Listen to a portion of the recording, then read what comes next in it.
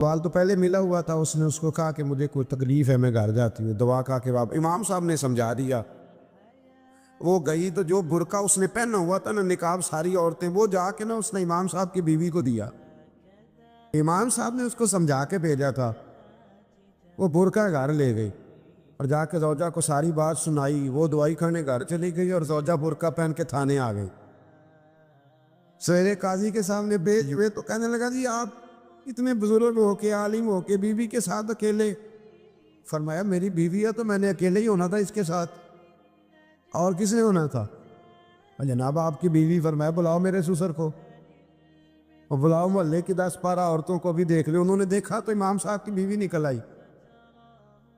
وہ جتنے تھے نا الزام لگانے والے، وہ اب غور سے دیکھ رہے تھے۔ تو ایک کہنے لگا امام صاحب سے یہ کیا ہوا؟ فرمایا قرآن ہے وَتُعِزُّ مَن تَشَاءُ وَتُذِلُّ مَن تَشَاءُ۔ یہ قرآن ہے، ہونا کیا تھا؟ رب نے اپنا وعدہ سچا کر کے دکھایا ہے۔ تو اس نے بھی الزام لگایا، پھر سزا یہ ملی کہ وہ ہمیشہ کے لیے زمین میں دھنستا۔ دولت کون دیتا ہے؟ اللہ دیتا ہے نا۔ تو اگر اللہ کہے تھوڑی سی واپس بھی کرو، بندیاں دے خرچے بات جاندے دے، تھوڑی سی واپس مانگ لے تو ہاتھ تنگ ہو جاتا ہے۔ یہ خاتون نے ایک دفعہ مجھے پیغام دیا تو میں بڑی اس کی بات سن کے مجھے عجیب لگا۔ وہ کہنے لگی کہ دوسری جگہ میری شادی ہوئی ہے، مجھے طلاق ہو گئی تھی، تو مجھے ایک تانا روز سننے کو ملتا ہے تو اتنی اچھی ہوتی تو وہاں نہ رہ لیتی۔ تو بھئی یہ کوئی تانے والی بات ہے؟ کوئی ضروری ہے کہ بیوی غلط ہوتی ہے تو طلاق ہوتی ہے؟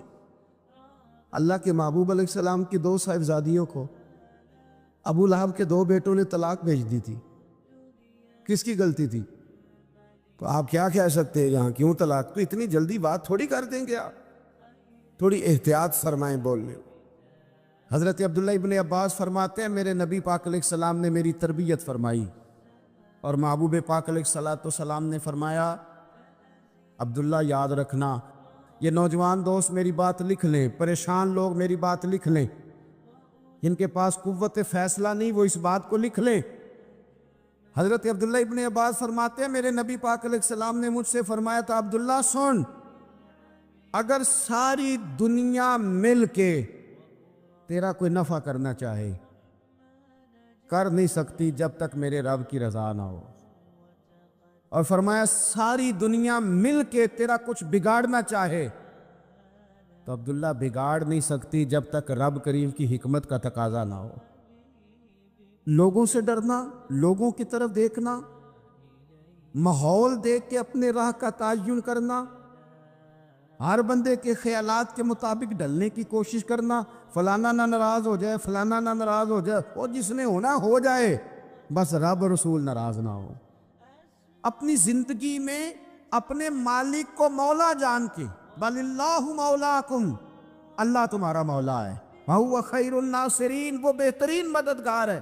توجہ جب بھی کریں رب کی جانب کریں، اپنے دل کا قبلہ درست رکھیں، سوچوں کے زاویے سیدھے رکھیں۔ میرے بھائی مالک جب بندوبست کر دے نا، جب مالک بندوبست کرتے پھر ایسا بندوبست کرتا ہے کہ لوگوں کے پاس نا چارہ نہیں رہتا۔ حضرت مریم رضی اللہ تعالی عنہا پاک باز تھی، مسجد میں رہی تھی، پر مالک کی حکمت کے تقاضے بڑے عجیب ہیں نا۔ پھر جناب مریم کو اللہ تعالیٰ نے بغیر شوہر کی اولاد عطا کر دی۔ یہ بات یہ ایسی تھی، کسی نے کہا تھا کہ مخلوق تو فنکار ہے اس درجہ کے پل بھر میں سنگے در کعبہ سے بھی اصنام تراشے، تم کون ہو کیا چیز ہے داغ کبابی، لوگوں نے تو مریم پہ بھی الزام تراشے۔